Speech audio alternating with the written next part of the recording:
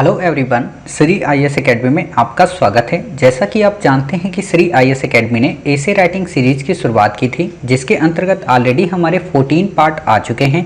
ये हमारा पार्ट 15 है। अपने इस पार्ट में हम देखेंगे कि यूपीएससी ने 2020 में किस तरीके का एसे पूछा है, उस एसे को आपको किस तरीके से इनकोड करना है, उसको किस तरीके से लिखना है, उसकी भाषा शैली को कैसे समझना है और कैसे उस एसे में अपने आप को बेहतर से और बेहतर बनाना है। तो चलिए शुरू करते हैं। जैसा कि आप देख रहे हैं, आज का हमारा एसे है 20 जून 2021 का। आज दिन रविवार है। आपको अच्छे से पता है कि हम प्रत्येक रविवार को एक एसे को डिस्कस करते हैं। उसी दिशा में आज का हमारा जो एसे है वो ये है कि जो हम हैं वो संस्कार, जो हमारे पास हैं वो सभ्यता। आज हम इसे इनकोड करेंगे, इसे लिखने की कोशिश करेंगे और देखेंगे कि इस चंद लाइन को हम कैसे 1200 शब्दों में गुंथित कर सकते हैं। ठीक है, तो हम अपने इसकी शुरुआत करें। जो बच्चे पहली बार इस वीडियो को देख रहे हैं उनको हम कुछ बातें बता देना चाहते हैं एसे से संबंधित। पहली बात ये कि हमने आपके लिए कि एसे कैसे राइट करना चाहिए, इसके लिए ऑलरेडी 1 से 8 पार्ट तक, यानी कि ये हमारा पार्ट 15 है, आप देख रहे होंगे। तो पार्ट 1 से लेके पार्ट 8 तक हमने ये बताया है कि एसे होता क्या है, कितने टाइप का होता है, किस तरीके से होता है, कैसे लिखना होता है, किन किन बिंदुओं को ऐड करना होता है, एसे में और संपादकीय में क्या डिफरेंस है। मतलब आप ये समझ लो कि आपने एसे से रिलेटेड अगर 500 किताबें पढ़ी हैं दुनिया की, पहले बात तो पढ़ी नहीं होंगी, सिंपल सी बात है। अगर आप 500 किताबें पढ़ेंगे, 5000 से भी ज़्यादा टॉपर्स को सुनेंगे, 500 से ज़्यादा इंडिया के टॉप एजुकेटर जो एसे राइटिंग आपको कराते हैं उन्हें सुनेंगे, तो इन सबको सुनने की आवश्यकता नहीं है। क्यों? क्योंकि हमने पार्ट 1 से 8 में 500 टॉप एजुकेटर, 5000 से भी ज़्यादा सिलेक्टेड जो पर्सन हैं, यूपीएससी संस्थान जो कि देश का सबसे बड़ा प्रतिष्ठित संस्थान है, और लगभग 500 से भी ज़्यादा बुकलेट्स को इस 8 पार्ट में कवर करा दिया है कि व्हाट इज एसे और कैसे एसे को राइट करना है।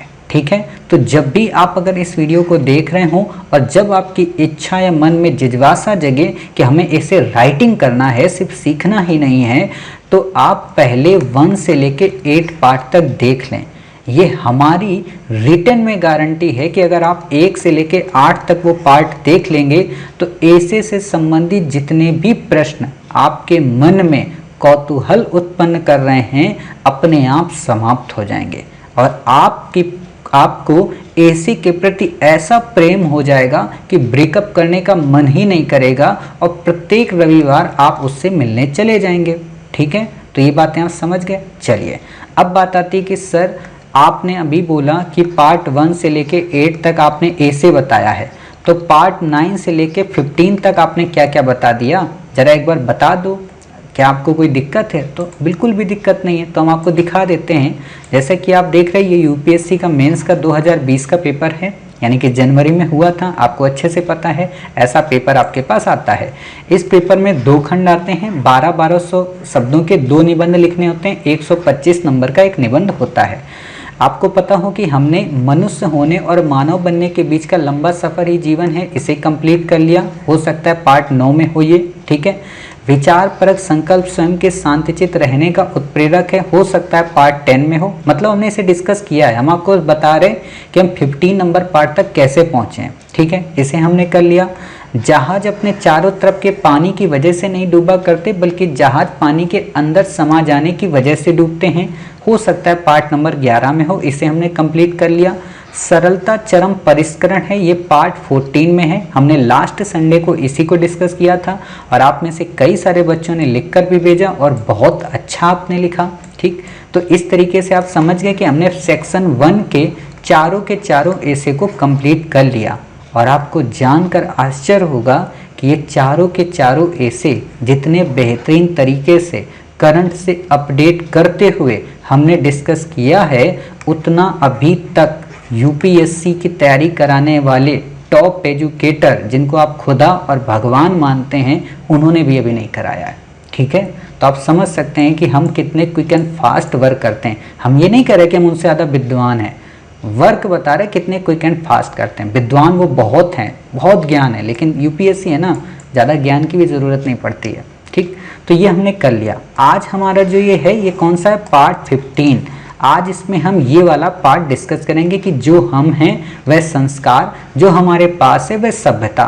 Culture is what we are, civilisation is what we have. ठीक है, तो इसे हम डिस्कस करेंगे। इससे पहले हमने और कौन कौन से डिस्कस कर लिए, 11 पार्ट तक तो हो गया। 12वें पार्ट में बिना आर्थिक समृद्धि के सामाजिक न्याय नहीं हो सकता, किंतु बिना सामाजिक न्याय के आर्थिक समृद्धि निरर्थक है, हमने इसे भी डिस्कस कर लिया है। 13वें नंबर पर हमने इसे डिस्कस किया था कि पितृसत्ता की व्यवस्था नज़र में बहुत कम आने के बावजूद सामाजिक विषमता की सबसे प्रभावी संरचना है। ठीक है, इसे भी हमने कर लिया। अब हमारा एक और बचेगा कि अंतर्राष्ट्रीय संबंधों में मौन कारक के रूप में प्रौद्योगिकी।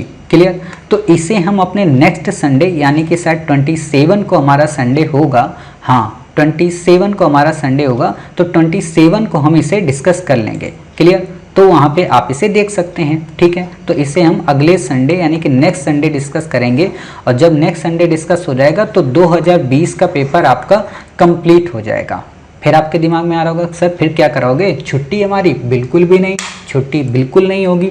फिर हम क्या करेंगे कि एक एक टॉपिक उठाएंगे। जैसे कई सारे बच्चों की डिमांड थी बहुत दिनों से, मतलब व्याकुल थे, निराश थे, हताश थे, रो तक रहे थे, है ना। अब आप में से हो सकता है कोई ना हो, लेकिन बहुत सारे बच्चे रो रहे थे। तो हमने क्या कोशिश की है कि हम आपको अब एक एक टॉपिक उठाया करेंगे। मेजर टॉपिक मतलब जैसे एक वुमेन पे टॉपिक ले लिया, अब वो जो वुमेन का टॉपिक होगा ना वो मास्टर की होगा। मास्टर का मतलब कि वुमेन पे किसी भी प्रकार का ऐसे आएगा, आप उसी के पॉइंट को घुमा फिरा के कहानी में गढ़ सकेंगे। ठीक है, ऐसे लगभग हम आपको 25 से 30 मेजर टॉपिक करा देंगे। अब ध्यान देना, यहाँ पे समझना, पहले ये हम आपको बता देना चाहते हैं, किसी को बताना मत। 25 से 30 टॉपिक हम आपको कराएंगे। ठीक है, यूपीएससी के 2021 के इस बार के मेंस में जो 8 ऐसे आपको आएंगे, ऐसे ही तो 8 आएंगे, इन 8 में 6 ऐसे केवल उन्हीं से होंगे 25 से 30 में। ठीक है, अब यहाँ ध्यान देना कि जो 25 से 30 हम कराएंगे उसमें ये बिल्कुल नहीं बताएंगे कि साहब यही 8 आएंगे।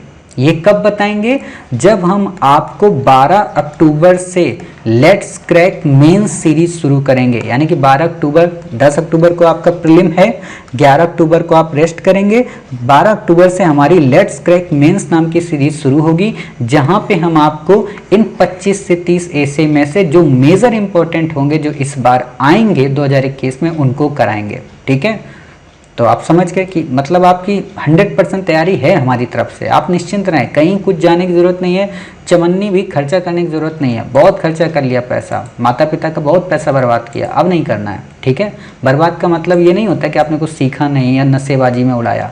बर्बाद का मतलब ये होता है कि जहाँ 2000 रुपये लगने थे वहाँ 2 लाख आप दे के आ गए। ठीक है, सीखा कुछ भी नहीं। कोचिंग करने का देखो सबसे बड़ा फ़ायदा ये होता है कि कोचिंग नहीं करनी चाहिए।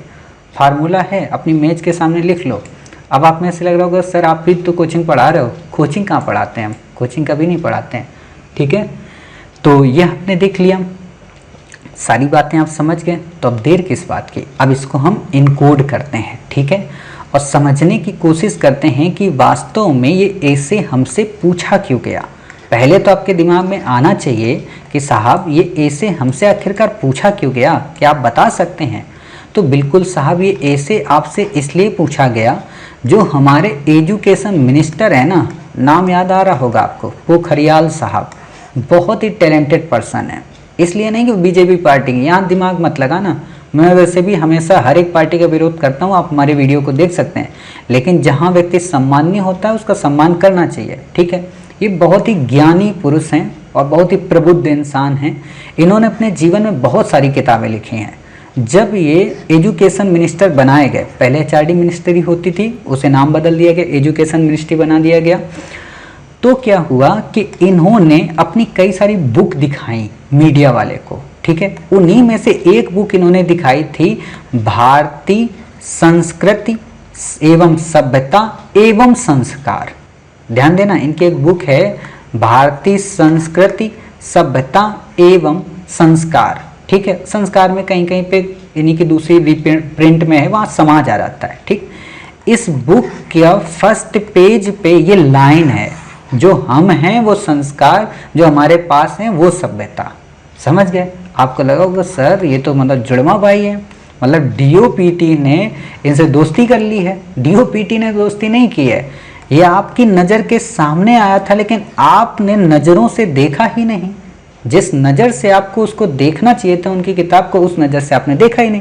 खैर कोई बात नहीं, देखने की ज़रूरत भी नहीं है कि रोज़ इतनी सारी किताबें आती हैं। ठीक, इम्पॉर्टेंट क्या है? इम्पॉर्टेंट है बस एक कंटेंट। हमने इसलिए आपको बता दिया ताकि आप में से कुछ बच्चे हैरान रहते हैं ना कि यूपीएससी अपने घर से बना देती है आंसर। बिल्कुल भी नहीं, जो बुकलेट पब्लिश होती हैं उन्हीं को वो बेस बना के हर एक चीज़ बताती है। ठीक है, चलिए इतनी बातें अब आप समझ गए। अब देर ना करें, अब इसको इनकोड करें। अब आप जब भी ऐसे लिखते हैं, देखो हम यहाँ बेसिक से बताते हैं, जिन बच्चों को जल्दबाजी हो वो घर बैठे, है ना, तो बिल्कुल आराम आराम से हम लोग पढ़ते हैं, क्योंकि ऐसे का मतलब ही होता है अपने अंदर को हर जगह से समेटना, अपने व्यक्तित्व को निकालना। ठीक है, तो जो होगा अंदर वही तो निकलेगा बाहर। फिर आप लोग कहते हैं कलम नहीं चलती है, तो क्यों नहीं चलती ये भी आपको पता है। ठीक, तो क्या है कि वास्तव में ऐसे है क्या, जब भी हम ऐसे ये देखते हैं ना ऐसे तो हमें ऐसे लाइन कर लेना चाहिए कॉपी में। जब पेपर आपका आता है ना तो ऐसे लिख लिया, देख लिया करें कॉपी को। बाकी हमने बता दिया है, पार्ट 1 से 8 तक बता दिया कैसे आपको क्या करना होता है। ठीक है, हालांकि हम यहाँ बताना चाहते हैं बेसिक थोड़ा सा, वो ये आप इसको देख रहे हैं, क्या यहाँ कहीं पे भारत नाम दिया है? नहीं दिया। क्या यहाँ पे किसी समाज का जिक्र है? नहीं है। क्या यहाँ किसी सभ्यता का नाम है? नहीं है। क्या यहाँ पे विश्व के किसी देश का नाम है? नहीं है। यानी कि न भारत है, न समाज है, न सभ्यता है, न विश्व है। तो मतलब क्या है? मतलब है ये सार्वभौमिक है, यानी कि इसकी सीमाएं अनंत हैं। ये भारत से शुरू होकर विश्व की ओर उन्मुख हो सकता है, ये विश्व से शुरू होकर भारत की ओर उन्मुख हो सकता है। इतनी बातें आपको ध्यान आ गई? मतलब दिमाग अब खुल गया, बिल्कुल लाइट जल गई कि भाई अब हमें जो लिखना है ना वो केवल और केवल इंडिया पे सीमित होकर नहीं लिखना है। अब हमें केवल और केवल भारतीय समाज को देखकर नहीं लिखना है। बच्चे यही गलती करते हैं कि भारतीय समाज में संस्कृति ऐसी है, भारतीय समाज वैसा है, ऐसा नहीं लिखना है। ठीक है, तो आपने देख लिया कि ये विश्व की सीमाओं से परे है। यानी कि एक तरीके से अगर हम ये कहें तो ये हमारा प्यारा सा अमेरिका, हम लोग मान लेते हैं ना, ये अमेरिका हमारा हो गया, ये हमारा एक तरीके का यूरोप हो गया, यहाँ पे आप अफ्रीका को देख सकते हैं। ठीक है, ये आप ऐसे करके ये हमारा, ठीक, ये हमारा प्यारा भारत, ये हमारा यूरोप। ठीक है, तो ऐसे आप यहाँ पे देख सकते हैं, क्लियर, कि इस तरीके से पूरा विश्व है। ये विश्व की सभ्यता और संस्कृतियों से रिलेटेड है। अब जब यहाँ पे दो वर्ड आपको मिले, क्या, एक संस्कार और एक सभ्यता, अब आपके दिमाग में एक चीज़ आनी चाहिए, क्या ये आना चाहिए कि संस्कार का मतलब क्या है। बचपन से आप लोग सुनते आए होंगे कि संस्कार व्यक्ति के अंदर होने चाहिए। कितने? 16 संस्कार। भारत में हिंदू धर्म की मान्यता है कि एक बालक में 16 संस्कार होने चाहिए। इंटरव्यू में यूपीएससी ने पूछा है कि भाई 16 संस्कार में से आप 5 संस्कार बता दीजिए। ठीक है ना, तो पता होने चाहिए संस्कार कौन कौन से हैं। 16 संस्कार होते हैं। ठीक है, गुण मत यहाँ पे ले आना कि हाँ जो 36 गुण मिलते हैं ना पत्नी के साथ विवाह करने में, वो वाले गुण नहीं है, ये संस्कार हैं। मैं आपको बताता हूँ संस्कार। जैसे आपका मुंडन होता है, उसको बोलते हैं चूड़ामन संस्कार। ठीक है, आप जब गर्भ में होते हैं अपनी माँ के, तो उसको बोलते हैं क्या, बताइए, पुंसवन संस्कार। ठीक है, एक संस्कार होता है नामकरण संस्कार। ठीक है ना, आगे जब आप विवाह के योग होते हैं, या आप 18 साल के आप में से हो सकता है अधिकांश ही हैं, बट जनेऊ बहुत कम लोग धारण किए होंगे। ठीक है, तो जनेऊ धारण करना ये भी एक संस्कार है। लेकिन आजकल इसको क्या किया जाता है, विवाह जब होता है ना आपका, जब आपकी अर्धांगिनी के साथ आपका विवाह हो रहा होगा, या आपका पति के साथ आपका विवाह हो रहा होगा, तो वहाँ पे आपके पति देव, अगर लड़की है तो पति देव ही पहनेंगे, लड़कियों को नहीं पहनना होता जनेऊ। जनेऊ जो होता है ना वो पति ही पहनता है, दोनों के, लड़की के भी, मतलब अपनी पत्नी के भी और अपने भी, तो इसलिए वो 2 जोड़े जनेऊ पहनता है। ठीक, तो उसको बोलते हैं, वहाँ पे संस्कार होता है। तो ये हमारे कुछ संस्कार हैं, जनेऊ है, चूड़ामन है, पुंसवन है, ठीक है, नामकरण है। ठीक। फिर 5 साल बाद इसका बच्चे का बर्थडे होता है ना, मतलब मुंडन। 5 आपके यहाँ होगा अलग अलग रिवाज, हर जगह अलग अलग है मतलब कल्चर, तो इसको संस्कार बोलते हैं। ठीक, तो ये संस्कार आपको पता होने चाहिए कि ये संस्कार होते हैं। अब यहाँ पे ध्यान देना, क्या ये जो संस्कार हैं केवल 16 तक सीमित हैं, या ये 16 जो संस्कार हैं कुछ बताते हैं, व्यक्ति के अंदर नैतिकता को प्रस्फुटित करते हैं, उस बालक में नैतिकता का रसपान कराते हैं, उसे इथिकली परिपक्व बनाते हैं और उसे समाज में जीने योग्य बनाते हैं। कहा जाता है ना कि अरे वो बच्चा ना बहुत ही मक्कार नालायक टाइप का बच्चा है, उसके अंदर संस्कार तो है ही नहीं। और जब लड़की देखने जाते हैं, अरे भाई वो तो बहुत संस्कारी लड़की है, वो रूप से भले ही थोड़ी बहुत ऊपर नीचे हो लेकिन संस्कार तो उसमें कूट कूट कर भरे हैं। कैसे संस्कार? संस्कार का मतलब जब वो आपसे मिलने आई तो घूंघट किए हुई थी, जब वो आपसे मिलने आई तो ज़्यादा मेकअप नहीं था, जब वो आपसे मिलने आई तो ज़्यादा महंगे कपड़े और ज़्यादा डेकोरेशन में नहीं थी। मतलब लड़कों के लिए भी यही होता है ना, जैसे कुछ बच्चे होते हैं ना, देखते हो आप, मतलब अपने आप को इतना अच्छा बनाने के चक्कर में इतने फूहड़ लगने लगते हैं।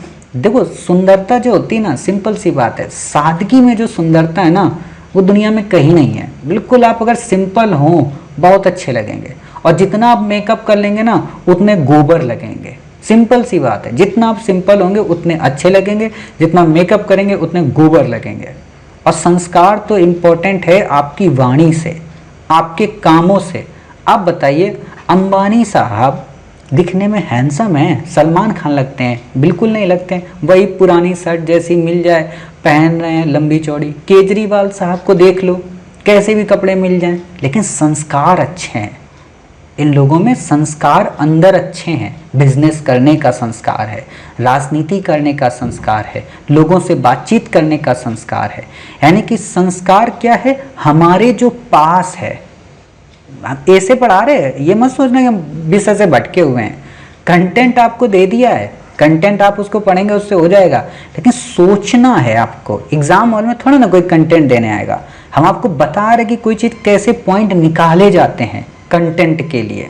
ठीक है, तो ये आप थिंकिंग करेंगे वहाँ पे कि हमारे पास जो चीज़ें वो संस्कार हैं। जैसे महात्मा बुद्ध, उनके पास एक सभ्यता थी, उनके परिवार था, उनके पिताजी थे, उनका एक वंश था पूरा का पूरा, लेकिन उनको संस्कार कहाँ से मिले? उनको संस्कार मिले जब उन्होंने देखा एक वृद्ध व्यक्ति को, जब उन्होंने चिता को देखा, जब उन्होंने उस 5 कौंडिन्य के पास गए तो उनको संस्कार पता चला।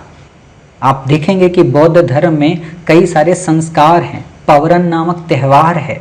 ठीक है, तो ये संस्कार ही तो हैं एक तरीके से। यानी कि संस्कारों का संबंध हमारे व्यक्तित्व से है और सभ्यता का संबंध हम जहाँ रहते हैं। समझना, संस्कारों का संबंध हमारे व्यक्तित्व से है, सभ्यता का संबंध जहाँ हम रहते हैं।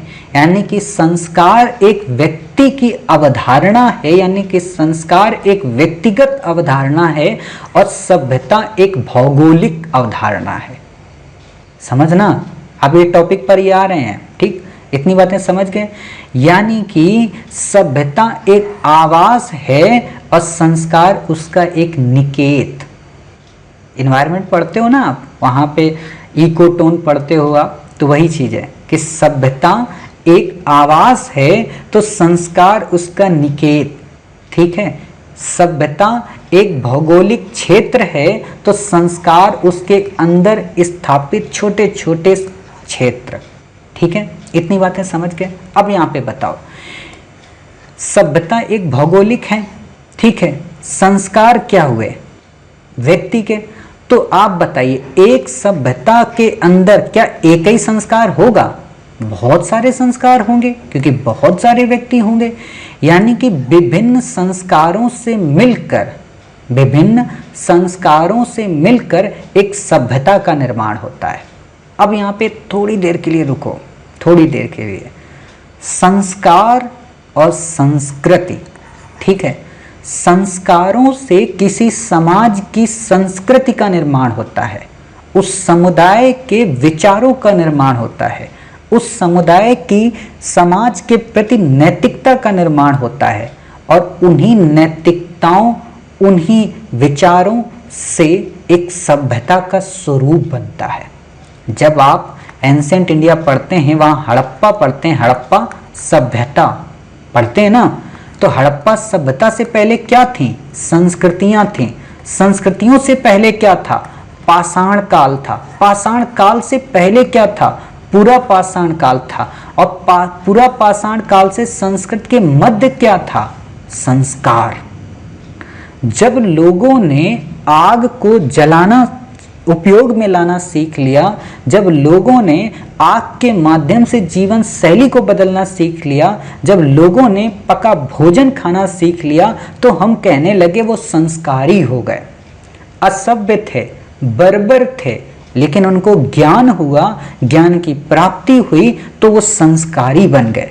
और उनके छोटे छोटे संस्कारों ने उनके समुदाय को एक संस्कृति में तब्दील कर दिया और उन संस्कृतियों ने मिलकर आगे चलकर एक सभ्यता का स्वरूप विकसित कर दिया।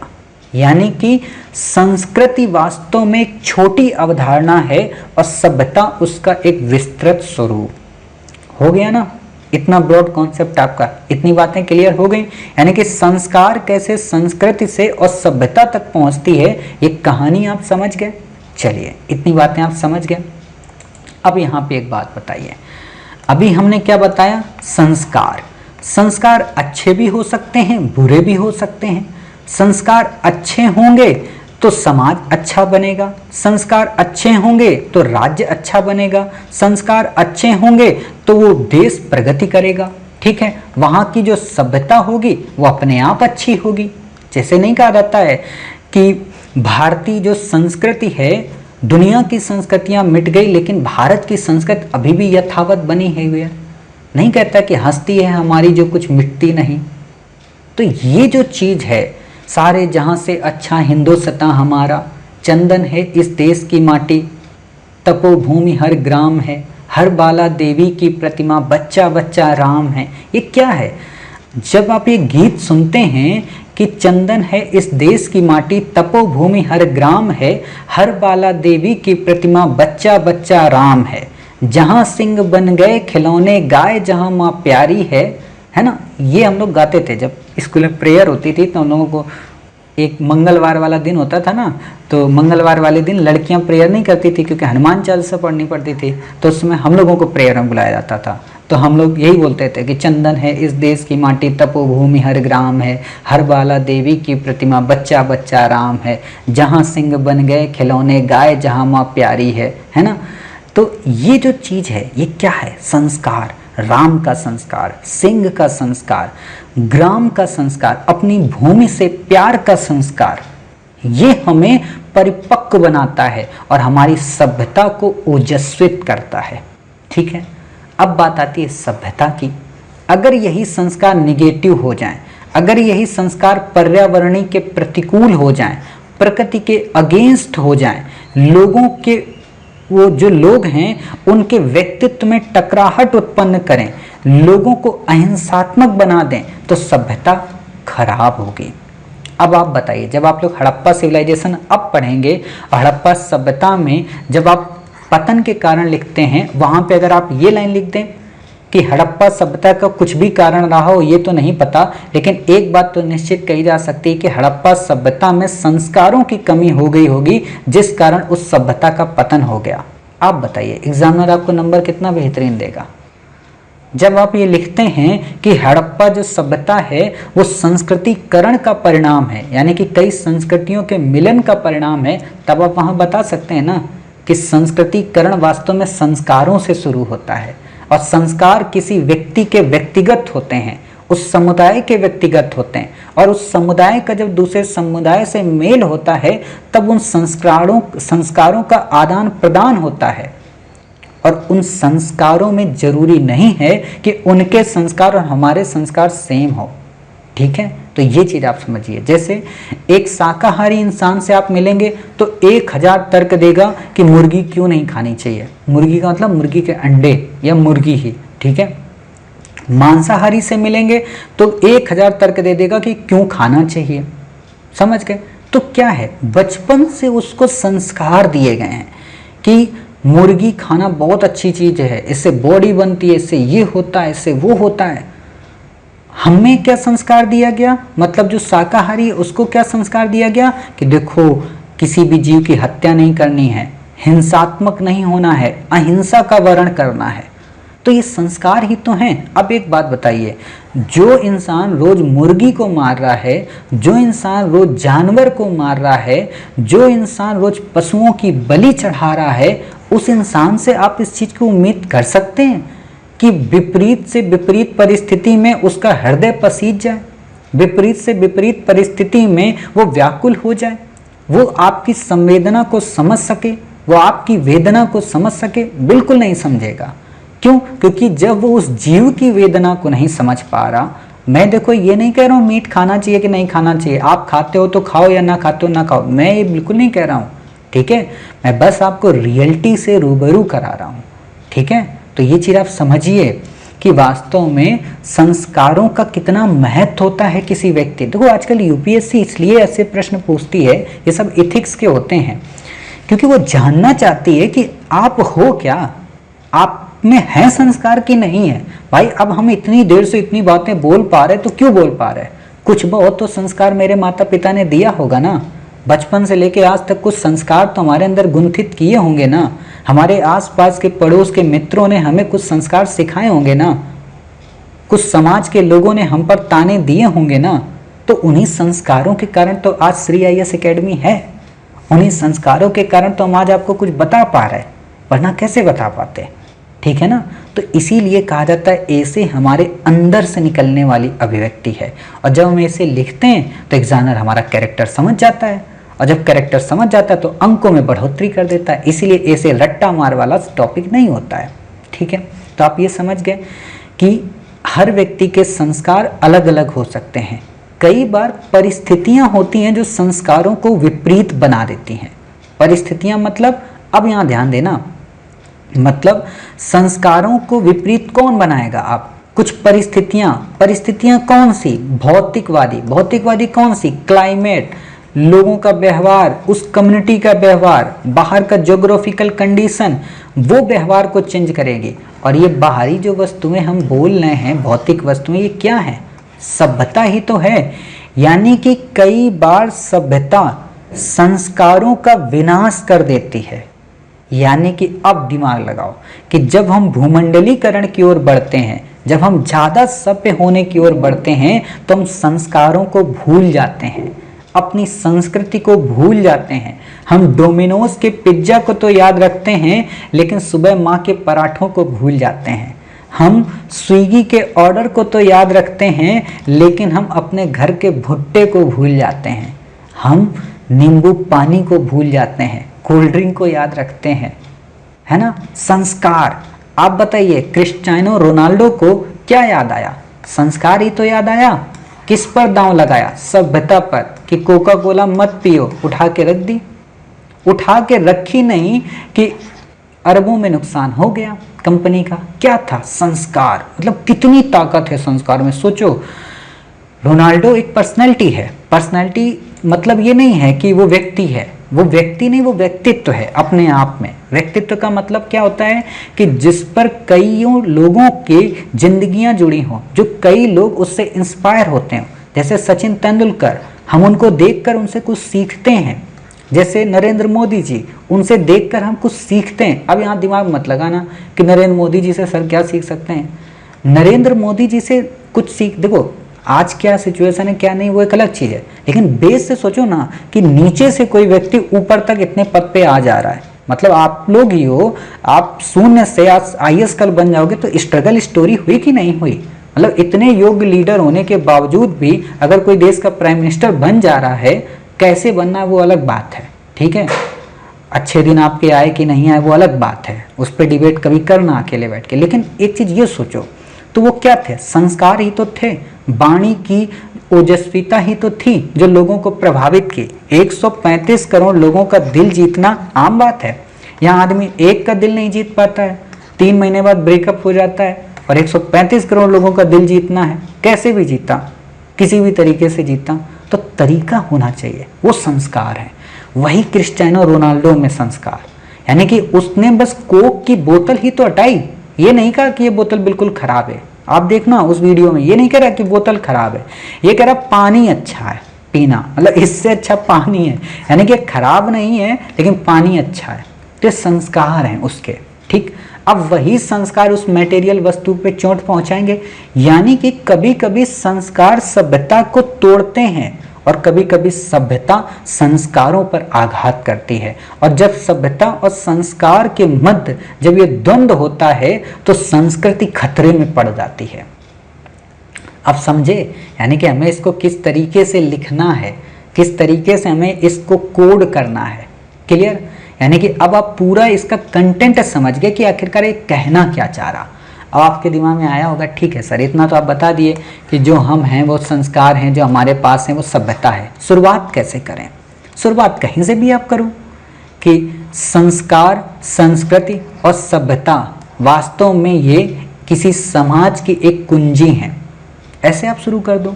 या आप ऐसे एक लाइन ऊपर ही लिख दो यहाँ पे कि संस्कार व्यक्ति की व्यक्तिगत अवधारणा है जबकि सभ्यता भौतिक अवधारणा है। संस्कार व्यक्ति के संस्कृति से संबंधित होता है जबकि सभ्यता का विकास भौतिकता से होता है। ठीक है, संस्कार व्यक्ति को गुणी बनाती है और सभ्यता व्यक्ति को विलासी बनाती है। संस्कार व्यक्ति को नैतिकता का रसपान कराते हैं और सभ्यता व्यक्ति में नैतिकता और अनैतिकता दोनों का समावेश कराते हैं। यहाँ मैंने दोनों क्यों बोला? क्योंकि जरूरी नहीं होता है कि हर सभ्यता बेकार ही हो, कुछ सभ्यताएं अच्छी हैं। 6ठी शताब्दी का जो ईसा पूर्व में जो सभ्यता आई, लौह प्रौद्योगिकी का उपयोग हुआ, एग्रीकल्चर को प्रमोट किया, पुरातन व्यवस्था को छोड़कर नवीन व्यवस्था की ओर हम आए और जो छोटे छोटे संघ होते जो छोटे छोटे जन होते थे वो जनपद में बदल गए, जो जनपद थे वो महाजनपद में बदल गए, जो महाजनपद थे वो साम्राज्यों में बदल गए, जो साम्राज्य थे वो राष्ट्रों में बदल गए और राष्ट्रों के बाद अलग अलग क्षेत्र बन गए, साम्राज्यवाद आने लगा। ठीक है, तो इसने एक तरीके की शुरुआत की। आप कह सकते हो कि संस्कार में लोभ नहीं है लेकिन सभ्यता लोभी है। संस्कार सीमित संसाधनों में सामान्य से सामान्य जीवन व्यतीत कर सकते हैं, लेकिन सभ्यता में सीमित संसाधनों के अभाव में लोग आत्महत्या भी कर सकते हैं। समझ रहे? यानी कि अगर आपके अंदर संस्कार हैं तो आप विपरीत से विपरीत परिस्थिति में कूल रह सकते हैं, लेकिन अगर आप सभ्यता के विलासी हैं तो आप नहीं रह पाएंगे। आप देखिए सुशांत सिंह राजपूत साहब को, सभ्यता ही में ही तो थे, भौतिक विलासी ही तो बन गए कि नुकसान हुआ, मूवी नहीं मिली, टंग गए।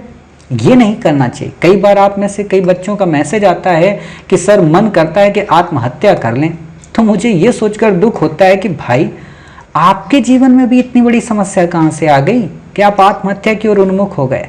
आप कब हुए आत्महत्या की ओर? जब आपकी प्रेमिका, आपके प्रेमी ने आपको छोड़ दिया, यानी कि आपकी सभ्यता ने आपको छोड़ दिया। आप में वो संस्कार होने चाहिए भाई। छोड़ दो, जाओ। 135 करोड़ लोग हैं, कोई भी मिल जाएगा। 135 करोड़ लोग हैं, कोई भी मिल जाएगा। 10 अरब लोग हैं, कोई भी मिल जाएगा। तुम कोई थोड़ा ना चांद से आई हो, तुम कोई थोड़ा ना सलमान खान हो अपने आप में कि तुम्हारे बिना हमारी जिंदगी अधूरी है। अपने आप को ऐसा बना लूंगी, अपने आप को ऐसा बना लूंगा कि गूगल पे सर्च करोगे, अपने बच्चे को टीवी पे बताओगे कि बेटा ये जो है ना, बेटी ये जो है ना, ये हमारे साथ पढ़ती थी, ये हमारे साथ पढ़ता था। ये एटीट्यूड होना चाहिए। और ये कहाँ से आता है? संस्कार से। यानी कि संस्कार व्यक्ति के व्यक्तित्व निर्माण की प्रथम पाठशाला है। इसीलिए कहा जाता है कि आज जो हमारा भौतिक भूमंडलीकरण हो रहा है, तो इस भूमंडलीकरण में क्या दिक्कत आ रही कि माता पिता के पास समय नहीं है, वो पैसे कमाने के चक्कर में परेशान हैं, बच्चों को वो समय दे नहीं पा रहे। जब बच्चों को समय दे नहीं पा रहे तो उनको कोई संस्कार नहीं दे पा रहा, संस्कार नहीं दे पा रहा तो क्राइम बढ़ रहा है। जैसे आप हमेशा सुनेंगे कि लड़की से पूछा जाता है कि कहाँ जा रही हो रात में, किससे मिल रही हो, किससे बातें की। कभी अपने बेटे से पूछा है कि क्या कर रहे हो? जैसे एक बार मेरे पिताजी से एक पर्सन आए, सज्जन महोदय, ऐसी बात कर रहे थे तो उन्होंने ऐसे ही पूछा कि आप बड़े अपने बच्चों की चिंता करते हो और ख़ासतौर पर अपने लड़कों की तो आप बड़ी चिंता करते हो, मतलब मेरे पिताजी से वो कह रहे हैं। तो बोले देखो लड़कियों को ना उस पर इतना ध्यान नहीं देना चाहिए, लड़कों से अगर माता पिता प्रश्न करने लगे ना तो लड़कियों के साथ क्राइम होगा ही नहीं। हम क्या सोचते हैं लड़कियां क्राइम में लिप्त होती हैं, लड़के क्राइम में लिप्त होते हैं। अगर हम ये पूछें कि बेटा रात में तुम कहाँ गए थे तो क्वेश्चन बताना पड़ेगा ना, बेटी कहाँ गई थी तो सभी पूछते हैं, भाई बेटों से भी क्वेश्चन पूछा करो। और मेरे यहाँ है, मेरे यहाँ सबसे क्वेश्चन पूछा जाता है कहाँ गए थे, किससे बात कर रहे थे, किसका फ़ोन आया। और सबसे बड़ी बात है ना, मेरे घर में किसी के भी फ़ोन में पासवर्ड आप नहीं लगा सकते हो, कोई भी पासवर्ड। अगर आपने पासवर्ड लगाया तो समझ लो आप कुछ गलत कर रहे हो, इसलिए हम लोग यहाँ पासवर्ड नहीं होता है। और मुझे तो सबसे ज़्यादा नफरत है पासवर्ड वालों से। पासवर्ड वालों से इतनी नफरत है कि फ़ोन देख के मन करता है तोड़ दो उसको। पासवर्ड क्यों, मतलब पासवर्ड ज़रूरी है, मानते हैं एक तरीके से कि पासवर्ड ज़रूरी है, लेकिन पासवर्ड वहाँ ज़्यादा ज़रूरी हो जाता है जहाँ संस्कार डगमगाने लगते हैं, कुछ छिपाने लगते हो, तभी तो पासवर्ड आता है ना। भाई हम कोई चीज़ जब चोरी करते हैं तभी पासवर्ड लगाते हैं, तिजोरियों में पैसा रखते हैं तभी पासवर्ड लगाते हैं। अगर सब कुछ ओपन है, आओ कुछ भी करो, मेरा कैरेक्टर सर्टिफिकेट है, मेरा फ़ोन देखो। मैं तो हमेशा कहता हूँ मेरा फ़ोन चेक कर लो, जिसको चेक करना हो चेक करो, किसके नंबर हैं, किससे बातें कर रहा हूँ, क्योंकि फुअड़ता है नहीं। यानी कि ये क्या चीज़ है, ये संस्कार हैं आपके अंदर, और ये आप में हैं, कईयों में आप लोगों के अंदर हैं ये संस्कार। ऐसा नहीं है जितने लोग सुन रहे हो संस्कारी ही हो तभी सुन रहे हो, वरना कौन गुंडा सुनना होगा इस चीज़ को, या कौन अभद्र टाइप का या अराजक व्यक्ति सुनना होगा, वो तो पहले ही हट गया होगा, अरे यार हटो क्या ये ज्ञान दे रहा है। ठीक है, तो ये चीज़ें हैं, यानी कि संस्कार हमारे जीवन की प्रथम पाठशाला है। अब आप क्या कर सकती हैं या क्या कर सकते, आप इसी लाइन को पहले से ऊपर लिख लें, संस्कार हमारे जीवन की प्रथम पाठशाला है, ठीक, और सभ्यता उसकी परिपक्व अवस्था, ऐसे आप बता दें, ठीक। या आप ऐसे बता दें कि संस्कार हमारे जीवन की प्रथम पाठशाला है, जबकि सभ्यता भौतिक जीवन की प्रथम आधारशिला। समझ गए। और फिर आप इसी को एक्सप्लेन करें, और जब एक्सप्लेन करें तो इसको अतीत से जोड़ें कि मानव विकास के जीवन के प्रारंभिक चरण से, या आप शुरू में ही दोनों के अंतर को बताएं और फिर मानव विकास को जोड़ें। और जब ऐसे बताते जाएं ना, और जैसे धीरे धीरे आगे बढ़ें, तब आप इसमें मिस्र की सभ्यता, मेसोपोटामिया की सभ्यता, नील की सभ्यता, हर एक तरीके की सभ्यता इसमें बताते चले जाएं। हड़प्पा की सभ्यता बताएं, भारत में इतिहास की कहानियों को इसमें ग्रंथित करते जाएं कि भारत ने कैसे विभिन्न आक्रमणकारियों से उनके संस्कारों को सीखा। यूनान से हमने सीखा तो गांधार कला बना दी, खुद का बनाया तो अमरावती बना दी। मथुरा में भी हमने अपने ही संस्कार डाले, हमने ऋषि मुनियों से लेकर देवी देवताओं में भी संस्कारों के रूप में प्रज्वलित किया। हमने सभ्यता की भौतिकता को त्याग कर गृहस्थ आश्रम के साथ साथ वानप्रस्थ को अपनाया। हमने भक्ति आंदोलन के माध्यम से लोगों में संस्कारों को प्रस्फुटित करने का प्रयत्न किया। हमने बुद्ध के धर्म के माध्यम से आडंबर को दूर करने का प्रयत्न किया। हमने भौतिकता की उस विलासिता को त्याग कर न त्वम काम्ये राज्यम न स्वर्गम न पुनर्भवम पे अपने राज्य का निर्माण किया। हमने वैष्णव जन तो तेने कहिए जो पीर पराई जाने रे संस्कारों से अपने आप को पोषित किया। हमने यत्र नारस्ते पूजनते तत्र देवता रमनते जैसे संस्कारों से महिलाओं के प्रति सम्मान को अभिव्यक्त किया। हमने भारत को केवल एक भूमि का टुकड़ा न मानकर भारत को भारत माता माना। ये संस्कार है। अब सोचो ऐसे आप क्वेश्चन मार्क टाइप के लिख दो, एग्जामिनर के रोए खड़े हो जाएंगे कि वाह यार इसने क्या लिख दिया, मतलब इसने कंटेंट को कितना क्रिएटिव बना दिया। और फिर आप इसी को बताओ संस्कार और सभ्यता को कोविड-19 से रिलेट करते हुए कि कोविड-19 के पेंडेमिक में जहां कुछ डॉक्टरों के संस्कार इतने ओजस्वी थे कि उन्होंने दिन और रात एक कर दी अपने मरीज को बचाने में, लेकिन वहीं कई ऐसे अस्पतालों की सभ्यता इतनी विनाशकारी थी कि चंद पैसों के लालच में उन्होंने संस्कारों को त्याग दिया। कितना बेहतरीन लाइन है, मतलब एक दूसरे को काउंटर करती हुई, गाली भी मत दो ताली भी मत बजाओ, लेकिन वही है ना अपने आप ही सब कुछ होता है। आप लोग क्या करते हो ना, किसी को छोटा दिखाने के लिए उसको खूब गालियां सुनाते हो। अरे मत सुनाओ उसको गालियां, अपने आप को इतना बड़ा बना लो कि दिखने में ही छोटा लगने लगे। ठीक है ना? ऐसा आप बताओ कि किस प्रकार गंगा में बहती लाशें हमारे संस्कारों को कचोटती हैं, किस तरीके से भौतिकता की इस विलासिता ने कोविड-19 को प्रखर बना दिया, किस तरीके से आज भी मानव अपने आप को भोग विलासिता में संलिप्त किए हुए है, अपनों से अपनों को दूर किए हुए है, किस तरीके से आज लोग भागम भाग भरी दौड़ में एकल परिवार की ओर बढ़ रहे हैं और अपने संयुक्त परिवार के संस्कारों को भूल रहे हैं। कैसे आज लोग अपने तीज और त्यौहार को भूलते जा रहे हैं। लोग केवल रमजान इसलिए रहते हैं क्योंकि अल्लाह ने कहा है, लोग रमजान इसलिए नहीं रहते हैं क्योंकि यह शुद्धता का प्रतीक है। लोग दिवाली इसलिए नहीं मनाते हैं क्योंकि यह पर्यावरण के प्रदूषण दूर करने का एक संस्कार है। लोग दिवाली सिर्फ पटाखों के लिए मनाते हैं। लोग होली सिर्फ इसलिए नहीं मनाते कि वो अपने अंदर छिपे उन अवगुणों को दूर कर सकें और अपने अंदर उन गुण रूपी संस्कारों को प्रस्फुटित कर सकें, बल्कि लोग होली इसलिए मनाते हैं क्योंकि वो रंगों से बस खेल सकें। अपने जीवन के रंगों को गुलजार करने के लिए उन्होंने न जाने कितने बागों को उजाड़ दिया। अब ये बाग जानते हो कहाँ से वर्ड लिया है? बागबान मूवी से। ठीक है, न जाने कितने बागों को उजाड़ दिया, न जाने गमलों में अपने संस्कारों को सीमित कर लिया। जरूरत है आज कि इन संस्कारों को बगीचों में बदला जाए। जरूरत है आज इन संस्कारों को पूरी धरा में बिखेरा जाए। जरूरत है आज इस सभ्यता रूपी दीवारों में संस्कारों को जोड़ा जाए। जैसे मैंने एक बुक पढ़ रहा था, इनकी जेफ केलर की थी या शायद स्टीफन कॉवी की, मुझे याद नहीं है, दोनों में थोड़ा सा कन्फ्यूजन है। इनमें बुक पढ़ रहा था तो इनमें बहुत अच्छी बात थी, हिंदी में मैं आपको बता देना चाहता हूँ। इन्होंने बहुत बढ़िया बात बोली कि हमने सड़कें तो चौड़ी कर ली लेकिन संस्कारों को सीमित कर लिया। हमने टेक्नोलॉजी में तो परिपक्व हो गए लेकिन हमने अपने तरीकों को बिल्कुल छोटा बना लिया।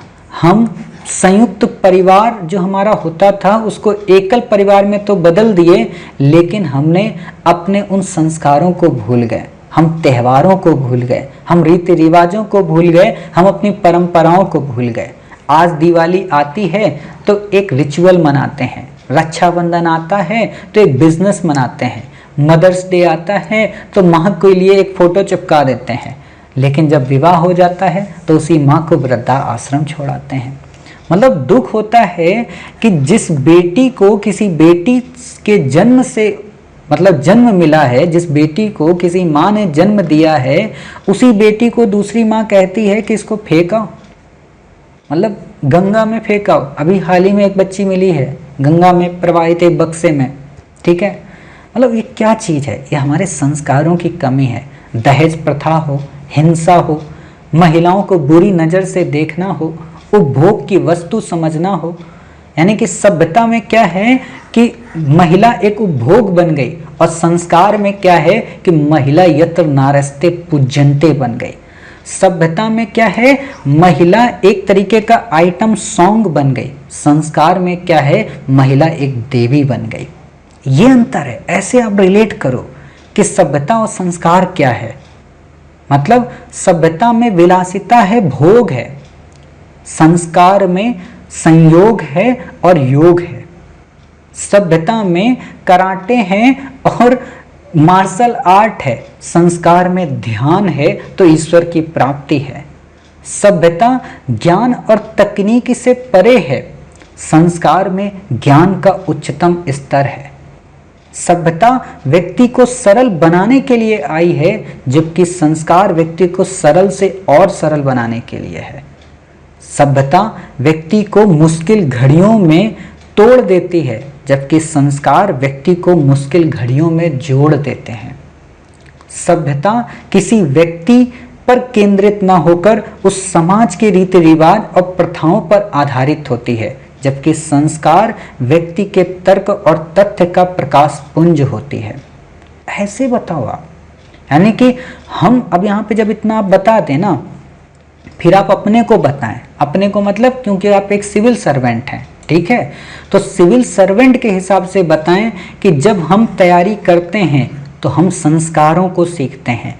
इथिक्स के पेपर में हम संस्कारों को अपने अंदर प्रस्फुटित करते हैं, हम मूल्यों के माध्यम से अपनी नैतिकता को जागृत करते हैं और कर्मयोगी बनकर इस देश की सेवा करते हैं। ऐसे अगर लिख दिया ना तो भाई साहब मतलब एग्जामिनर का मूड इतना उछल जाएगा कि 170 नंबर दे देगा आपको ऐसे में। होता ही यही है ना कि हम लिखते ही नहीं है, मतलब नंबर जो उसको देना चाहिए हम क्या होते हैं ना, इनके नोट्स है, उनकी बुक है, उनका वो फलाना का जीरोक्स है, उनकी फलाने की वो वाली चीजें ले ले। अरे भाई खुद पे भरोसा रखो, आत्मदीपो भव, आपके अंदर अनंत संभावनाएं हैं। आप सोचो इतनी देर से मैं बोल रहा हूँ बिना कोई नोट्स बिना कोई कॉपी के, कहाँ से निकल रहा है? अंदर से। कितना पढ़ा है? बहुत ज़्यादा। आपने कितना पढ़ा है? बहुत ज़्यादा। निकाल क्यों नहीं रहे? मन नहीं है, बाद में निकालेंगे। अरे भाई निकालो ना, लड़ सकते हो घर में 2 घंटे मम्मी पापा से लड़ सकते हो, तब सोचते हो कितने वर्ड निकल गए, नहीं गिनते हो, लेकिन 2 घंटे मतलब ऐसे राइटिंग नहीं लिख सकते हो। 1200 वर्ड लिखने में दिक्कत होती है, लेकिन 1200 वर्ड का लव लेटर लिखने में दिक्कत नहीं होती है। 1200 वर्ड डेली अपनी प्रेमिका और अपने प्रेमी को सोना बाबू कह के बिता देते हो, लेकिन 1200 वर्ड में संस्कार और सभ्यता नहीं लिख पाते हो। लिख लोगे भाई, यकीन रखो अपने पे। आपको हमेशा सुबह उठते यही बोलना है कि मैं दुनिया का सबसे बेहतरीन इंसान हूँ, मैं दुनिया की सबसे टैलेंटेड लड़की हूँ, दुनिया की कितनी भी समस्याएं हो मेरे संस्कारों से बड़ी नहीं हैं, ये सोचना है। दुनिया में केवल मैं ही संस्कारी हूँ, ये अहंकार है। दुनिया में मैं संस्कारी हूँ, ये अहंकार नहीं, ये विश्वास है। ठीक है, दोनों में डिफरेंस होता है। तो आप ऐसे समझ गए कि संस्कार क्या है, सभ्यता क्या है। अब आप जब ऐसे बता रहे होंगे, आप ग्लोबलाइजेशन को ऐड कर देंगे, कोविड-19 को हमने आपको बता ही दिया कि आपको ऐड करना है, ठीक है। आप इसमें हिस्ट्री को ऐड कर देंगे, मॉडर्न इंडिया को ऐड करेंगे, भक्ति आंदोलन को ऐड करेंगे, सूफीज़म को ऐड करेंगे, इस्लाम को ऐड करेंगे, दिवाली को ऐड करेंगे, होली को ऐड करेंगे, ईद को ऐड करेंगे, ठीक है, सिख गुरु पर्व को ऐड करेंगे, मतलब सब कुछ, इंडिया की डाइवर्सिटी और यूनिटी को ऐड करेंगे। फिल्मों को ऐड करेंगे कि दक्षिण भारत की फिल्मों में जहाँ संस्कार दिखता है तो वहीं उत्तर भारत की फिल्मों में हमें सभ्यता दिखती है। दक्षिण भारत की फिल्म जहाँ अपने नैतिक मूल्यों से परे न जाकर नैतिकता का रसपान कराती हैं, तो उत्तर भारत की फिल्मों में सभ्यता और विलासिता और भोग को दिखाया जाता है। और दुख तो इस बात का है कि वर्तमान समय में वेब सीरीज नाम की ऐसी बलाएं आ गई हैं कि जो व्यक्ति के संस्कारों को हर हाल में तोड़ने का प्रयत्न कर रही हैं। दुख तो इस बात का है कि आज हमारे देश में पैट्रियोटिक मूवीज नहीं बन रही, आज हमारे देश में आइडियोलॉजी वाली मूवी नहीं बन रही, आज हमारे देश में हिस्टोरिक मूवी नहीं बन रही है। पैट्रियोटिक और पीरियोडिक, पीरियोडिक का मतलब ऐतिहासिक, पैट्रियोटिक का मतलब राष्ट्रभक्ति, ये मूवी नहीं बन रही है। तो कहाँ से आएगा संस्कार? आज बनता है क्या गाना, आपने कई सारे सुने होंगे ना, मतलब सत्यमेव जयते जब आप देखना तो वहाँ पे आएगा क्या, उसमें बहुत सारे गाने, अब मुझे गाने ही तो नहीं याद रखते, तो गंदे गंदे गाने होते हैं, तो उसमें तो बड़ा वो लगता है, जैसे चिकनी चमेली पौवा लटका के, ऐसे कुछ टाइप का गाना है एक कोई, ठीक है। उसमें पौवा क्या है? दारू की बोतल, यानी कि वो दारू की बोतल है, ठीक है। जैसे आपने कई बार देखा होगा इसका क्या कहते हैं, करीना कपूर का एक कोई गाना है जिसमें मतलब बड़ा फुहरता टाइप की है। अब क्या उसमें हम बताएं गाने को, तो सब एक से एक बेकार टाइप के गाने हैं। तो ये क्या है? ये हमारे संस्कारों को दूषित करने के सबसे बड़े उपाय हैं। आज हमारे यहाँ क्या दिखाया जा रहा है पिक्चरों में, वेब सीरीज में, कि फलाना उनकी भाभी हैं, फलाने उनके रिश्ते हैं, फलानी उनकी बहन है, उनके साथ वो रिलेशन बना रहे। ये चीज़ हमारे माइंड को हिट करेगी, और हमारे जो बच्चे हैं, हमारे जो पड़ोसी हैं, वो इसीलिए तो अपराध बढ़ रहे हैं। भाई अपराध कैसे बढ़ रहे हैं? फिल्म में दिखाया गया कि लड़के ने लड़की से कहा कि लड़के ने लड़की से कहा आई लव यू। लड़की ने कहा पागल है क्या? लड़का समझ गया पक्का मेरे से प्यार करती। क्यों? क्योंकि फिल्म में दिखाया गया था लड़की ने यही बोला था हीरो से, ठीक। अब पीछा करने लगा, लड़की ने अगर चप्पल उतार के मार दी तो लड़का सोचता अरे बड़ा सौभाग्यशाली हूँ, अब तो पक्का पटेगी ये मुझसे। ये फुहरता है। लड़के अगर छीटा कसी करें लड़की को तो ये लड़के अपने लिए संस्कार मानते हैं। अगर उसी समय उनके पिताजी 2 थप्पड़ या 2 जूते उतार के मारे तो अपने आप उनके जो बुरे संस्कार हैं समाप्त हो जाएं, लेकिन वो ध्यान नहीं देते। कई बच्चे मैंने देखा है कि नवरात्रि में माता का व्रत रखेंगे और रास्ते में आ रहे होंगे तो समझ सकते हैं कितने गंदे गंदे अभद्र कमेंट करते हैं। तो ये कोई संस्कार थोड़ा ना है, ये सभ्यता है। संस्कार वो मंदिर गए थे वो थे, और मंदिर से बाहर निकले तो उनके अंदर सभ्यता आ गई। ऐसे एग्जाम्पल आप बताइए कि किस तरीके से, जैसे आज भी समाज में नहीं होता है कि कई प्रकार के लोग होते हैं कि नहीं महिला को सिर्फ किचन का काम करना चाहिए। ये क्या है? ये सभ्यता है, भौतिक विलासिता के। संस्कार क्या थे? जब हमारे यहाँ ऋग्वैदिक परंपरा थी तो महिला और पुरुष दोनों काम करते थे। महिला घर का काम करती थी, मतलब अर्थव्यवस्था में उस समय इकोनॉमी में कौन सी प्रमोट होती थी? गाय, कृषि, एग्रीकल्चर, उसमें महिलाएं सबसे ज्यादा होती थी। तो ये हमारे संस्कार थे, लेकिन हमने सभ्यता की ओर उन्मुख हुए। सभ्यता ने लैंगिक भेदभाव को बढ़ावा दिया, सभ्यता ने हिंसात्मक गतिविधियों को बढ़ावा दिया, सभ्यता ने मानसिक तनाव को बढ़ावा दिया, सभ्यता ने लोगों को लोगों से तोड़ दिया। लेकिन संस्कारों ने मानसिक तनाव को दूर करने के लिए योग दिया। योग हम क्यों कर रहे हैं? क्योंकि वैसा कल योग दिवस था 21 जून। इसको बोलते हैं रिलेट करना, करंट से संबंध बनाना। करंट अफेयर्स का सिंपल सा मतलब जानते हो क्या होता है? अफेयर करा देना। किसके साथ? पूरे जीएस के टॉपिक के साथ। जो भी देख रहे हो उसको रिलेट करो हर एक चीज से, अफेयर कराओ ना उनका प्यार मोहब्बत। फिर देखो आपका करंट अफेयर्स कितना बेहतरीन हो जाएगा, उत्तर कितना अच्छा हो जाएगा। तो आप बताओ कि मानसिक तनाव को दूर करने में योग कैसे प्रमुख है, संस्कारों को बढ़ाने में कैसे कुंभ प्रमुख है। कुंभ चर्चा में रहा था, बताइए ना कैसे कुंभ चर्चा में रहा। रमजान कैसे लोगों में संस्कारों को प्रज्वलित करता है ना। कि इस्लाम के जो उसूल हैं, यानी कि इस्लाम में जो मोहम्मद साहब के द्वारा जो सिद्धांत बताए गए, हदीस में और कुरान में जो उन्होंने नीतियां बताई, क्या उन नीतियों पर इस्लाम के लोग चल रहे हैं? क्या उन नीतियों को लोग अपनाए हैं? क्या उनमें वो संस्कारी बने हुए हैं? संस्कार क्या है कि गुरु ग्रंथ साहिब में क्या दिया गया है? संस्कार क्या है कि जब कोई सिख धर्म का व्यक्ति लंगर चलाता है, कौन सा लंगर? ऑक्सीजन लंगर। क्या हम ऑक्सीजन सबको देंगे? किस चीज का लंगर? भोजन लंगर। ठीक है, ये लंगर आप बताइए। यही तो सब बताना है कि ये हमारे संस्कार हैं। यानी कि संस्कार में इच्छा नहीं होती है, संस्कार में लोभ नहीं होता है, सभ्यता में लोभ होता है। सभ्यता ने क्या कहते हैं, कोरोना किट को महंगा कर दिया। कोरोना काल में हाइड्रोक्सीक्लोरोक्विन की ब्लैकमेलिंग कर दी। कोरोना काल में सभ्यता ने रेमडेसिविर को महंगा कर दिया। सोचो ना कि कोरोना काल में सभ्यता ही तो थी जिसने लोगों को महंगा कर दिया।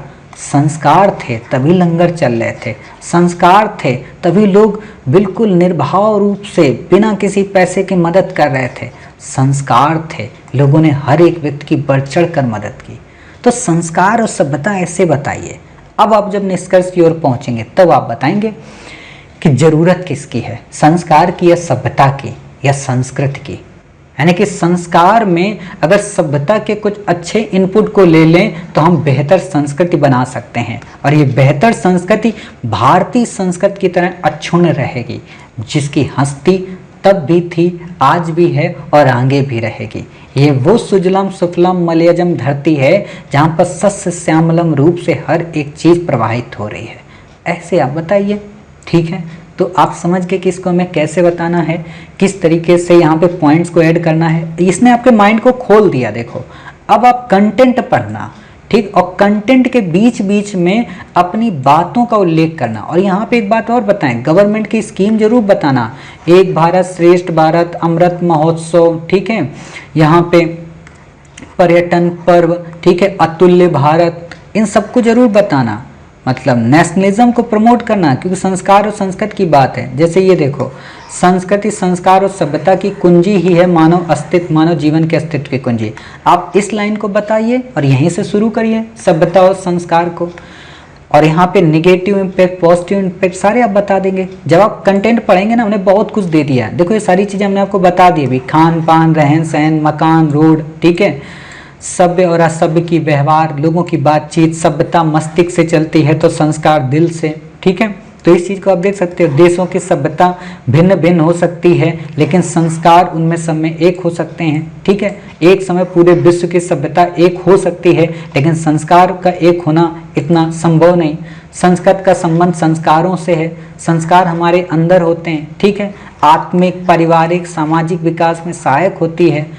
सभ्यता भोगवादी है तो संस्कृत संयम सिखाती है। सभ्यता अपने लिए तो संस्कृत दूसरों के लिए। लंगर वगैरह बता तो रहा हूँ, जैसे सिंपल सी बात है, श्री आईएएस एकेडमी संस्कृति है तो इसलिए आपको पढ़ा रही है। सभ्यता भी होती तो भाई 2 लाख रुपए दोगे, ऐसा होता तो वो भी अपने अंदर है नहीं, ठीक है ना। परहित सरित, परहित जो होता है ना, दूसरों का हित करना दुनिया का सबसे बड़ा है कल्याण। आप भी आईएएस बनना है इसलिए थोड़ा ना बनना है कि अपने लिए फायदे में, दूसरों को मदद करोगे। और ये चैन ही तो बनानी है कि हम आपकी मदद कर रहे हैं, आप किसी और की करना, वो किसी और की करेगा, संस्कार अपने आप आ जाएंगे, ठीक है। विश्व की सभ्यता एक है पर देशों की संस्कृतियां भिन्न भिन्न है। मैंने बताया ना कि ऐसे सभ्यता मान लो, सभ्यता मनुष्य का बाहरी आवरण है तो संस्कृति उसका आंतरिक। वही बात नहीं, घुमा घुमा के वेशभूषा, बातचीत। मैंने बताया ना कि कुछ लोग अपने आप को, हाँ बताना चाहता हूँ यहाँ पे, अभी एक मैं गाना सुनना था, उसमें हैंडसम, जैसे आप लोग एक गाना सुनते हो ना, चिटियाँ कलाइयाँ रे। चिटियाँ कलाइयाँ में क्या है कि जिसकी कलाइयाँ खूब गोरी गोरी हैं, ठीक है, यानी कि जिसकी कलाइयाँ गोरी एक तरीके का क्या हुआ, सभ्यता हुई। अगर किसी की कलाई काली है तो वो संस्कारी नहीं होगी क्या। जैसे आपको पता होना चाहिए कि फेयर एंड लवली में पहले नाम आता था फेयर एंड लवली, इसलिए लैंगिक भेदभाव का प्रचार था कि जो महिला गोरी होगी उसी के लिए फेयर एंड लवली है, काली के लिए नहीं है, या जो सांवली है उसके लिए नहीं है। तो फेयर एंड लवली को अपना नाम बदलना पड़ा, fair and lovely and glow, है ना, यानी कि निखार लाए, समझ गए। जैसे एक और आती है fair handsome, high handsome, high handsome. अब बात तो यही है ना कि आजकल की लड़कियां और आजकल के लड़के हैंडसम देखते हैं, अरे वाह वो कितना बेहतरीन दिख रहा है, लुक उसका कितना बेहतरीन है ये देखते हैं, उसकी लाइफ का अंदर का जो पार्ट है वो कैसा है ये नहीं देखते हैं। और इसीलिए ब्रेकअप होते हैं, इसीलिए सुसाइड होते हैं। लोग देखते हैं अरे वाह उसके मसल्स हैं, बॉडी है, बढ़िया सुंदर बना है, छोड़ दो अपने पुराने वाले को, नए वाले को पकड़ लो। ये क्या है, सभ्यता। तो ऐसे आपको अगर कोई एक व्यक्ति मिला है, अच्छा मिला है, तो उसी के साथ रहें, समझौता ना करें। रिश्तों में अगर समझौते होने लगते हैं ना, और रिश्तों में ऊपर नीचे, देखो हर एक के पास परफेक्ट नहीं होता है, किसी के पास। एक बात बताएं आपको, जो लड़कियां या जो लड़के ये कहते घूमते थे ना कि मेरी वाली ना बहुत अच्छी होगी, आज आप देख लेना जब उनकी शादी हो गई है तो जिसको उन्होंने छोड़ा है वो उनसे बेहतर थी जो आज उनके पास है, चाहे लड़का हो चाहे लड़की हो। लेकिन होता है ना कि उस समय उनको लगता नहीं मेरा वाला तो ऐसा होगा, मेरी वाली तो ऐसी होगी। तो ये क्या है, ये दिखावटीपन से बाहर निकले हैं। सबको हैंडसम नहीं मिलते, ऐसा नहीं कि अफ्रीका के लोग मूर्ख होते हैं। फिर क्यों क्रिस गेल को पसंद करते हो, मिल जाए तो भी फोटो खिंचाओगे। और वैसे कोई अगर काला व्यक्ति या सांवली लड़की मिल जाए, अरे वो तो ऐसी लड़की है। ये क्या है, आपके अंदर के बुरे संस्कार कि काली लड़की अच्छी नहीं होती है। वही हिमा दास जब टॉप करती है तो आप लोग खुश होते हो, और वही आपके मोहल्ले की लड़की है, अरे लड़की गोरी चाहिए थी, काली कैसे मिल गई। ये भेदभाव क्यों, यानी कि आपके संस्कारों में कमी है। आपके परिवार में पेट्रोल भराने का पैसा नहीं होगा, लेकिन बेटी के बाप से क्या कहोगे, स्कॉर्पियो देना, फॉर्च्यूनर देना, दहेज में 20 लाख रुपए देना। मेरे पिताजी बोलते हैं 20 लाख नहीं 20 लाख दो इसको, 20 लाख तय है, 20 लाख। एक बार हुआ यही, आपको छोटा सा इंसिडेंट बताते हैं क्योंकि आप लोग भी थक गए होंगे सुनते सुनते। एक बार मेरे पिताजी के पास एक सज्जन आए, मतलब मेरे पिताजी बहुत सारी शादियां करवाते रहते हैं और उनका एक ही काम है इस चीज़ को लेकर, मतलब कि किसी भी लड़की का अगर विवाह ना हो रहा हो और सामने वाला दहेज मांग रहा हो खूब ज़्यादा, या तो ज़िंदगी में दहेज मांगेगा नहीं, और या तो फिर मतलब शादी ही नहीं होगी, या वो सुधर ही जाएगा। तो एक लड़की के विवाह की बात चल रही थी, तो पिताजी के पास वो सज्जन महोदय आए कि भाई साहब एक पर्सन से हमारी वो बात तय हुई है, लेकिन वो सज्जन महोदय कह रहे कि हमें एक स्कॉर्पियो चाहिए और हमें 15 लाख रुपए चाहिए। तो पिताजी ने कहा मेरे को लेकर चलना। पिताजी गए उसके पास। वो सज्जन महोदय जो लड़के के बाप थे, लड़का अकेला, ध्यान देना, लड़का अकेला, लड़के के बाप अकेले, मतलब लड़की की माँ नहीं थी, ठीक। काफ़ी बड़ा घर था, घर में एक छोटी सी मोटरसाइकिल थी, ठीक है, ये हीरो की स्प्लेंडर। पिताजी बता रहे थे कि हीरो की उसके पास गाड़ी थी, ठीक। जब पिताजी गए तो जो सज्जन महोदय थे, लड़के के बाप, बूढ़े थे, एजेड थे, मतलब 50 के ऊपर थे, 55 के आसपास, लेकिन बालों में डाई लगाए हुए थे, बेहतरीन मुच्छें काली किए हुए थे, मतलब अपने आप को जवानी का रौब दिखा रहे थे। ठीक, पिताजी जब पहुंचे तो पिताजी ने ऐसे पूछा, अच्छा पिताजी डायरेक्ट हिट करते हैं जब गलत नहीं है, व्यक्तित्व देखो, आपका व्यक्तित्व अगर मजबूत है ना तो डरना किसी से नहीं चाहिए जिंदगी में। पिताजी ने डायरेक्ट उससे पूछा कि क्या बात है भाई साहब, आपने 15 लाख रुपए मांगे हैं इनसे? तो बोला हाँ, इसमें क्या दिक्कत है, बेटी तो दे रहे हैं। तो पिताजी ने पूछा आपका बेटा कितना कमाता है? बोला 30,000 रुपये कमाता है पर महीने का। पिताजी बोले देखो 15 लाख आप कह रहे हो और आप कह रहे हो कि एक स्कॉर्पियो चाहिए। पिताजी बोले हम आपको ना एक काम करते हैं, आपको हम गाड़ी कौन सी देंगे बताइए? वो बोला कि कौन सी देंगे? बोले फॉर्च्यूनर आपको देंगे। ठीक है, हम आपको स्कॉर्पियो नहीं देंगे, फॉर्च्यूनर देंगे, लेकिन 2 शर्त है, फॉर्च्यूनर कभी भी खड़ी नहीं रहनी चाहिए, मतलब इस पर पेट्रोल भरा ही रहना चाहिए हमेशा। तुम्हारे बेटे के पास इतना पैसा है पेट्रोल भराने का? इनका व्यक्ति का दिमाग सन्न हो गया। फिर बोले काम करो, शीशे है तुम्हारे घर में बड़ा? बोले हाँ है। जाओ शीशे के सामने खड़े हो जाके और वहाँ पे बोलो 15 लाख रुपए चाहिए मुझे, देखना तुम्हारा चेहरा कैसा बकरी के जैसा लगेगा। वो बेचारा सज्जन निरुत्साहित हो गया, बोला भाई साहब हम शादी नहीं करेंगे आपके साथ, आपके मतलब आप बड़ा बदतमीजी टाइप का बातचीत करते हो। पिताजी बोले बदतमीजी क्या मतलब क्या है? मतलब आप बेटी का ब्याह कर रहे हो कि बेटी को खरीद रहे हो? मतलब 15 लाख, खुद पूरे जीवन में एक बाइक से बुलेट नहीं खरीद पाए और लड़के की शादी के लिए तुम्हें स्कॉर्पियो चाहिए, मतलब हद है। खाओ तो भी ऐसे खाओ पैसा, मतलब कि बेकार टाइप का ना लगे। तो ये चीज़ उन्होंने डांटी। ये क्या था इस सज्जन के अंदर? इसके अंदर संस्कार ही तो नहीं थे। संस्कार होते तो बेटी को बहू मानता कि हाँ ये बहू है, हमारे घर को चलाएगी, हमारे वंश को चलाएगी, लेकिन ये सभ्यता से प्रभावित था, लोक लुभावन से प्रभावित था, संस्कारों से नहीं प्रभावित था। जैसे कि जब मैं बहुत छोटा था, क्लास 5 में पढ़ता था, तो मैं भी थोड़ा भौतिकतावादी चीज़ों में आ गया था। तो एक दिन क्या हुआ कि मैं भी क्रीम लगा रहा था। क्रीम होती है ना जो चेहरे पे लगाई जाती है, ये शायद क्लास 5 की घटना के आसपास की बात है। क्लास 5 में जब मैं था तो बच्चे लगा के आते थे क्रीम स्कूल में, बड़ा चिकने चिकने बन के। तो उस समय मैंने भी क्रीम लगाई चेहरे पे, शीशे के सामने खड़ा होकर बड़ी अच्छी क्रीम लगा रहा था।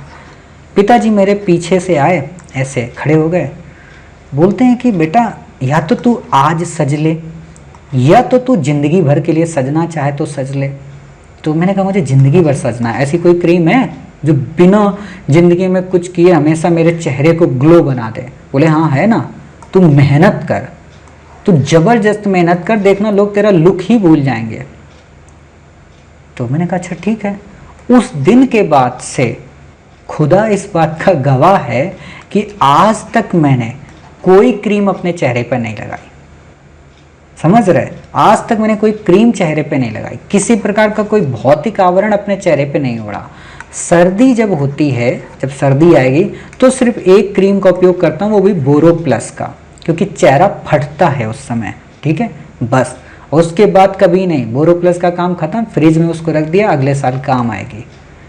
ये चीज़ है, यानी कि आप खुद ही जितना सजते हैं ना उतने मूर्ख लगते हैं। लड़कियां जितना सज के घूमती हैं ना उतनी फूहड़ लगती हैं। वो जितनी सिंपल रहें उतनी और अच्छी लगेंगी। और सबसे बड़ी बात है आपका व्यक्तित्व अच्छा हो, चरित्र अच्छा हो। चित्र अच्छा होने से कोई फायदा नहीं, चित्र सबके अच्छे होते हैं। चित्र तो मतलब क्या बताएं, हर एक व्यक्ति के अच्छे होते हैं, लेकिन चरित्र ही तो गंदा होता है। तो इन चीज़ों से बचना चाहिए। ये सारी चीज़ें इसमें बताई गई हैं। ठीक है, आप ये देख सकते हैं। ठीक है, सतत विकास से मिला भावी पीढ़ी को रास्ता, संस्कृत अनेक लेकिन एकता से वास्ता, सादगी उड़े हुए मिसाल तेरी भव्यता, सारी दुनिया से अलग है हिंद तेरी सभ्यता। इसको आप जब भारत के परिप्रेक्ष्य में आप लिखने के लिए आएंगे ना तब आप वहाँ पे वो करेंगे। ठीक है, देखो कितनी अच्छी अच्छी मेहंदी लगाए हैं। ये हमारे संस्कार ही तो हैं कि मेहंदी लगाना चाहिए। अब ये देखो यहाँ पे हमने संस्कृत के बारे में सब कुछ दिया है। अब यहाँ पे 2-3 बच्चे ध्यान दें, 2-3 बातें। आपको ये कुछ नहीं लिखना है कि संस्कृत किससे बना है किससे नहीं बना है, बिल्कुल भी नहीं लिखना है। आपको यहाँ पे इन चीज़ों से लिखना है, यहाँ से पॉइंट उठाने हैं। ठीक है, यहाँ से पॉइंट उठाने हैं। क्लियर? आपको ऊपर से वैसा मतलब नहीं लिखना है। बेहतरीन बातें, देखो रीति रिवाज परंपरा जो हमने आपको बताया ना, सारी चीजें हमने बता दी हैं। मतलब अब आप इसे पढ़ोगे तो बहुत अच्छा लगेगा। जैसे जिस भगवान की पूजा करते हैं वो सभी सभ्यता कहते हैं, संस्कृत भी सूचित होती है, सरल शब्दों में उस विधि का प्रतीक है। ऐसी लैंग्वेज नहीं लिखना, सरल लिखना है। जैसे कला, संगीत, साहित्य, वास्तु, दर्शन, धर्म, विज्ञान सभी संस्कृत के प्रकट पक्ष हैं। संस्कृत में रीति रिवाज है, परंपरा है, जीने के तरीके हैं, पर्व हैं। अब जब ये बता रहे होगे तो इसमें बताओ ईद के बारे में, रमजान के बारे में, गुरु पर्व के बारे में, होली के बारे में, दिवाली के बारे में, लोहड़ी के बारे में, सब कुछ बताओ। यही तो मौका होता है अपने अंदर के अद्भुत और अदम्य ज्ञान को दुनिया के समक्ष प्रस्तुत करना। ठीक है, तो ये सारी चीजें आप पढ़ेंगे। आंधी, पानी, तूफान, प्राकृतिक विपदा में लोग कैसे मदद करते हैं, ठीक ऐसे आप बताइए। क्लियर? सभ्यता को मतलब क्या होता है। और एक काम करना, जब भी इसको पढ़ रहे हो ना तो इसे बेहतरीन बेहतरीन लाइनें पहले अलग पेज में निकाल लेना। ठीक है, फिर उन लाइनों को देखना और फिर कहानियां बनाना, तब आपका ऐसे बहुत बेहतरीन होगा। ऐसे लिखोगे तो भाषा शैली नहीं बनेगी। इस पूरे कंटेंट को पढ़ो, बेहतरीन से बेहतरीन लाइनें निकालो, की पॉइंट निकालो, की पॉइंट को सामने पेज पे रखो, फिर रामायण लिखने को बैठो। ठीक है, और वैसे भी आपको 3 दिन में लिखकर एक ऐसे देना है मुझे। मतलब संडे को हमने आपको कराया तो आप बृहस्पति बुध तक हमें भेजें, जल्दबाजी नहीं होनी चाहिए इसमें। ठीक है, तो आप ऐसे समझ सकते हैं। देखिए हमने सब कुछ दिया है ना। आप इसमें स्मारक, सबका नाम नहीं लेना है, स्मारकों का बस उल्लेख करना है। ठीक, बाकी जब आप लिख कर भेजेंगे तो हम आपको बताएंगे। अब जैसे यहाँ पे है कि भारतीय संस्कृत की विशेषता, तो आप इनको हेडिंग बना के नहीं लिखेंगे, आप वैसे बताएंगे। जैसे हमने बताया ना कि भारत में कई संस्कृतियाँ आई, कई सभ्यताएं आई, लेकिन हम अपने अस्तित्व को हमेशा बनाए रखें, है ना। तो इस चीज़ को आप हमेशा ध्यान रखिए। इसको बेहतरीन तरीके से ऐसे आपको बताना है। संविधान से आपको जोड़ देना कि कैसे संविधान में हमारी संस्कृति का प्रभाव दिखता है। भारत का जो पुनर्जागरण है उसमें संस्कृति और संस्कार और सभ्यता के मध्य कैसे टकराव को हमने दूर किया।